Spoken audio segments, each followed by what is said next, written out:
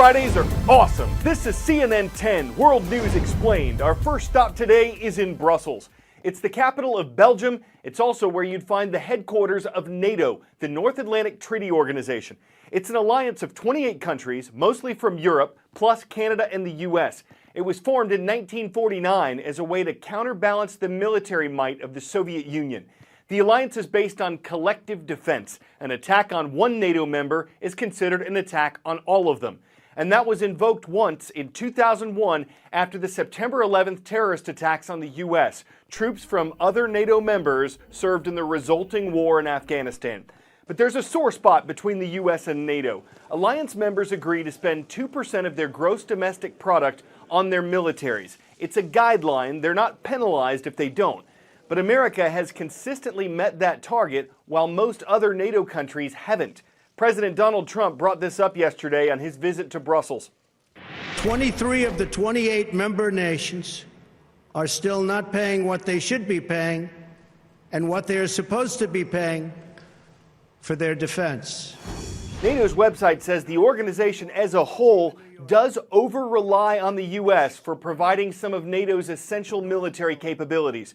And President Trump's comments likely troubled some NATO leaders, partly because he's questioned NATO's effectiveness in the past, and partly because he didn't promise yesterday that the U.S. would stick to its NATO commitments.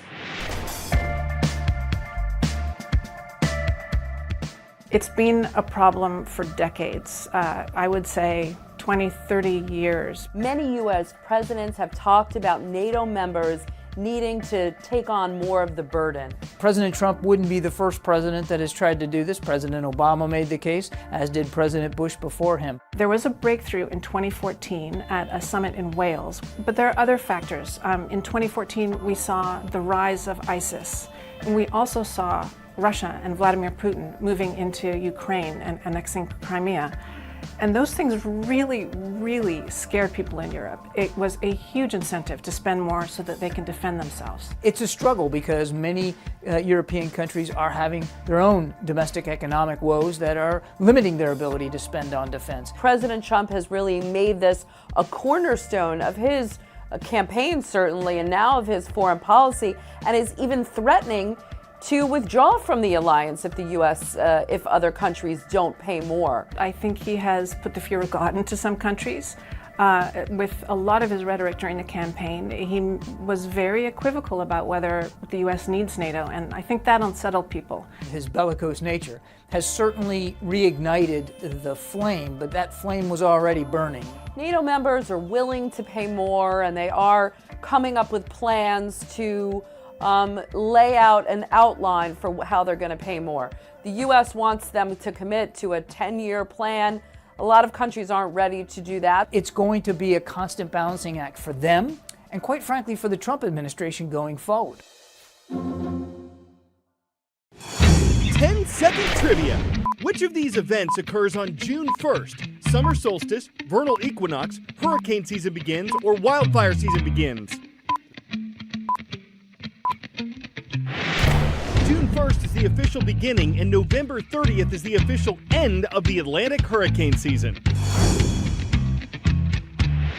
These storms can form at any time. That window is just when they're most likely. And this year, NOAA, the National Oceanic and Atmospheric Administration, is predicting an above-normal Atlantic hurricane season with between 11 and 17 named storms, 5 to 9 hurricanes, and 2 to 4 major hurricanes. Why? NOAA expects sea surface temperatures to be average or above average, and it doesn't expect a lot of vertical wind shear, which can weaken hurricanes. Forecasting these storms is not an exact science. Experts at Colorado State University predicted a season with slightly below average activity. The U.S. hasn't had a major hurricane make landfall since 2005. That's a record amount of time. Tropical systems come in all shapes and sizes. You have tropical depressions, tropical storms, and once it is strong enough to become a hurricane, you have 5 categories, with Category 5 being the strongest. The states most frequently hit by a hurricane: Florida, Louisiana, and Texas. But as much as we know about hurricanes, forecasting them is still a challenge. Just as we name each storm has its own personality. like Katrina in 2005, which intensified rapidly overnight, going from a Category 3 to a Category 5.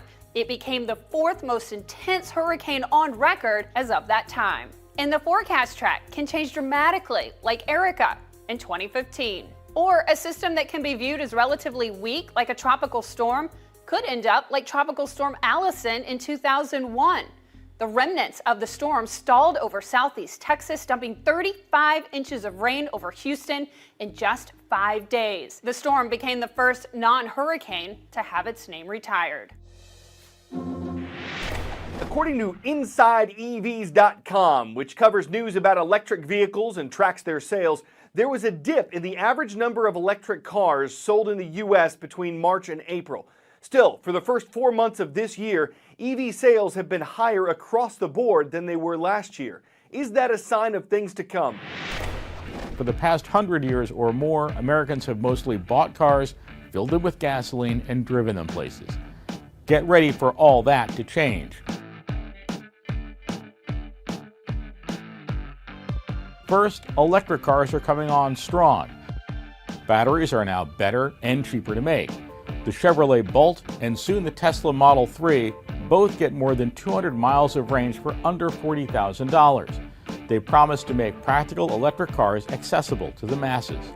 At the same time, advances in computers, software, and sensors are bringing the dream of self-driving cars to reality. Already, many luxury models can largely drive themselves on highways and in stop-and-go traffic. That's easy stuff, though. The real challenge is driving on city streets and in suburbs where there are complex intersections and pedestrians. Companies from both inside and outside the auto industry are working on those problems. Several automakers have promised to put self-driving cars on the road in just a few years. They'll probably show up in fleets at first. Think self-driving taxis with a driver at the wheel. Once cars can drive themselves, car sharing becomes much more attractive. After all, if your car doesn't need you to drive it, why just let it sit in a parking space all day? For that matter, why buy a car at all, when you can cheaply ride in one that's just driving around on its own anyway? With all this going on, it's no wonder automakers and auto industry investors are nervous about which companies will come out on top when the future finally arrives. And it's arriving fast.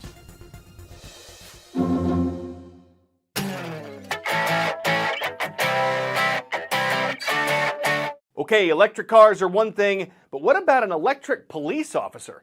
This is a real-life RoboCop. It's on duty in Dubai, part of the United Arab Emirates. It has a touchscreen that allows people to pay traffic tickets or report crimes. It also has facial recognition software to potentially spot criminals. There are concerns about the ethics and safety of robotic police, but this one's also programmed to give compliments to people passing by, which some might get used to and consider automatic. An electric officer could come as a shock to a criminal. Getting caught would be an arresting development. Would the robot be impersonating an officer? Could knocking one over be an assault on battery? No matter what happens, something's getting charged.